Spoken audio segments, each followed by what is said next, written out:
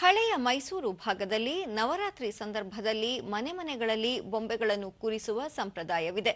ದಸರಾ ಎಂದರೆ ಬೊಂಬೆ ಹಬ್ಬ ಎಂದೇ ಖ್ಯಾತಿ. ಪ್ರತಿ ವರ್ಷವೂ ಪ್ರಸಕ್ತ ವಿದ್ಯಮಾನಗಳನ್ನು ಆಧರಿಸಿ ಬೊಂಬೆಗಳನ್ನು ಜೋಡಿಸುವ ಪದ್ಧತಿಯೂ ಇದೆ. ಆನೇಕಲ್ನ ಕುಟುಂಬವೊಂದು ಆಪರೇಷನ್ ಸಿಂಧೂರ ವಿಷಯವನ್ನು ಆಧರಿಸಿ ಬೊಂಬೆ ಜೋಡಿಸಿದ್ದಾರೆ. ಈ ಕುರಿತು ಒಂದು ವರದಿ ಇಲ್ಲಿದೆ.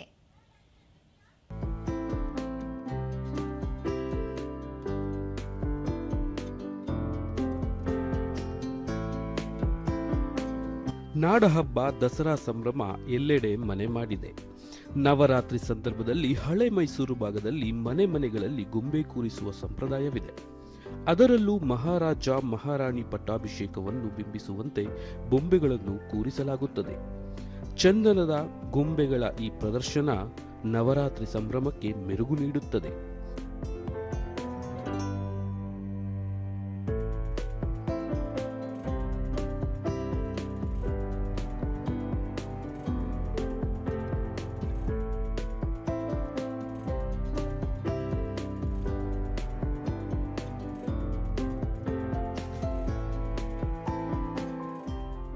ಬೆಂಗಳೂರಿನಲ್ಲೂ ಹಳೆ ಮೈಸೂರು ಭಾಗದ ಸಂಪ್ರದಾಯಸ್ಥ ಕುಟುಂಬಗಳಲ್ಲಿ ದಸರಾ ಅಂಗವಾಗಿ ಗೊಂಬೆಗಳನ್ನು ಕೂರಿಸಿದ್ದಾರೆ.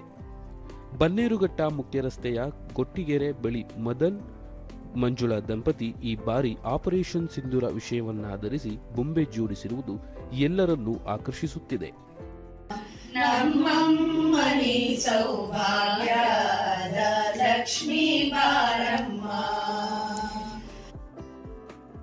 ಶ್ರೀಮತಿ ಮಂಜುಳಾ ಅವರು ತಮ್ಮ ಮನೆಯಲ್ಲಿ ತಲತಲಾಂತರದಿಂದ ನವರಾತ್ರಿ ವೇಳೆ ಗೊಂಬೆಗಳನ್ನು ಕೂರಿಸುವ ಪರಿಪಾಠವನ್ನು ಇಟ್ಟುಕೊಂಡಿದ್ದಾರೆ. ಈ ಬಾರಿ ವಿಶೇಷವಾಗಿ ಪಹಲ್ಗಾಮ್ ದಾಳಿ ನೆನಪಿಸುವ ಗೊಂಬೆಗಳ ಮಾದರಿ, ಆಪರೇಷನ್ ಸಿಂಧೂರ್ ಹಾಗೂ ಅಹಮದಾಬಾದ್ನಲ್ಲಿ ನಡೆದ ವಿಮಾನ ದುರಂತವನ್ನು ನೆನಪಿಸುವ ದಸರಾ ಗೊಂಬೆಗಳನ್ನು ಜೋಡಿಸಿದ್ದಾರೆ. ಈ ಬಾರಿಯ ರಾಯಲ್ ಚಾಲೆಂಜರ್ಸ್ ಬೆಂಗಳೂರು ತಂಡ T20 ವಿಶ್ವಕಪ್ ಗೆದ್ದ ಸಂಭ್ರಮದ ದೃಶ್ಯಗಳನ್ನು ಬೊಂಬೆಗಳ ರೂಪಕ ಮೂಲಕ ಅದ್ಭುತವಾಗಿ ತೋರಿಸಿದ್ದಾರೆ. ಜೊತೆಗೆ ಶ್ರೀರಂಗಪಟ್ಟಣದ ಗಂಜಾಂ ನಿಮಿಷಾಂಬ ದೇವಾಲಯದ ಮಾದರಿ, ಮೈಸೂರಿನ ಚಾಮುಂಡೇಶ್ವರಿ ಬೆಟ್ಟದ ಮಾದರಿ, ಕೈಲಾಸ ಪರ್ವತ, ಶೃಂಗೇರಿ ಶಾರದಾ ಪೀಠ ದೇವಾಲಯ, ಅಷ್ಟಲಕ್ಷ್ಮಿಯ ಗೊಂಬೆ ಮಾದರಿ, ಶ್ರೀನಿವಾಸ ಕಲ್ಯಾಣೋತ್ಸವ, ಮೈಸೂರು ದಸರಾ ಜಂಬೂ ಸವಾರಿ ಮಾದರಿ, KRS ಸಂಗೀತ ಕಾರಂಜಿ, ನಮ್ಮ ಮೆಟ್ರೋ ರೈಲಿನ ಮಾದರಿ ಸೇರಿದಂತೆ ಇನ್ನೂ ಅನೇಕ ಗೊಂಬೆಗಳ ಮಾದರಿಯನ್ನು ಮದನ್ ಕುಟುಂಬ ಪ್ರದರ್ಶಿಸಿದೆ.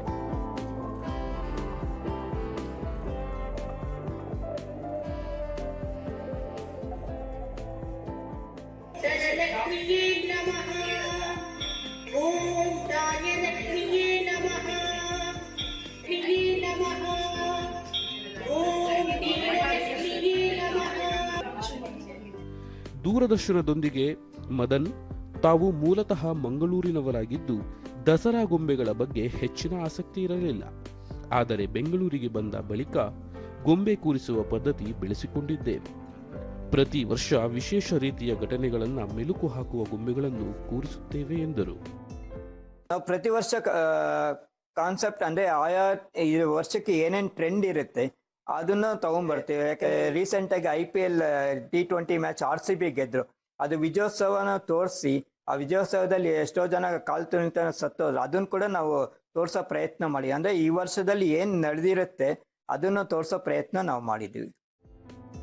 ಮಂಜುಳಾ ಪ್ರತಿ ವರ್ಷ ಗೊಂಬೆ ಕೂರಿಸುತ್ತೇವೆ, ನೆರೆಹೊರೆಯವರು ತಮ್ಮ ಕೆಲಸಕ್ಕೆ ಬೆಂಬಲ ಕೊಡುತ್ತಾರೆ ಎಂದು ತಿಳಿಸಿದರು. ಈ ಬೊಂಬೆಗಳನ್ನ ನಾವು ಸುಮಾರು 1 ತಿಂಗಳು ತಗೊಳ್ತೀವಿ ಎಲ್ಲ ಅರೇಂಜ್ ಮಾಡಿ ಇಡೋದಿಕ್ಕೆ.